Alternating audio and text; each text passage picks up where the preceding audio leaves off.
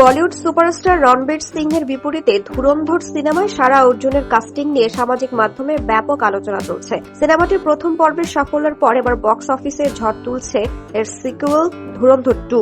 সম্প্রতি এক সাক্ষাৎকারে সিনেমাটির কাস্টিং ডিরেক্টর মুকেশ ছাবরা জানিয়েছেন, হাজার হাজার তরুণের অডিশন থেকে কিভাবে সারাকে ইয়ালিনা জামালি চরিত্রের জন্য বেছে নেওয়া হয়।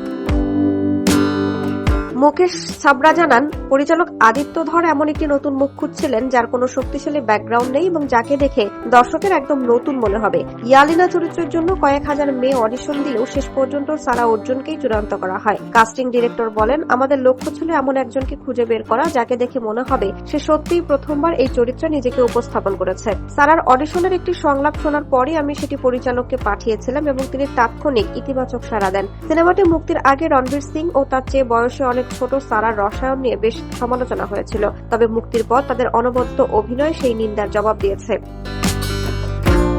মুকেশ ছাবরা আরো জানান, শুরুতে রণবীরের পাশে সারাকে উচ্চতায় খানিকটা খাটো মনে হবে কিনা তা নিয়ে সংশয় ছিল, কিন্তু অডিশন দেখার পর নির্মাতারা নিশ্চিত হন যে এই জুটি পর্দায় সেরা হবে। খুব শিগগিরই সারার সেই আলোচিত অডিশনের ভিডিওটি সবার জন্য প্রকাশ করা হবে বলেও জানান তিনি। 2025 সালে অন্যতম ব্যবসাসফল সিনেমা হিসেবে নাম লিখিয়েছিল ধুরন্ধর। বর্তমানে প্রেক্ষাগৃহে চলছে দ্বিতীয় কিস্তি, যা দর্শক ও সমালোচক মহলে সমানভাবে প্রশংসিত হচ্ছে। সারা অর্জুন এর আগে শিশু শিল্পী হিসেবে বিভিন্ন বিজ্ঞাপন ও চলচ্চিত্রে কাজ করলেও এই সিনেমার মাধ্যমে তিনি বড় পরিসরে আলোচনায় এসেছেন।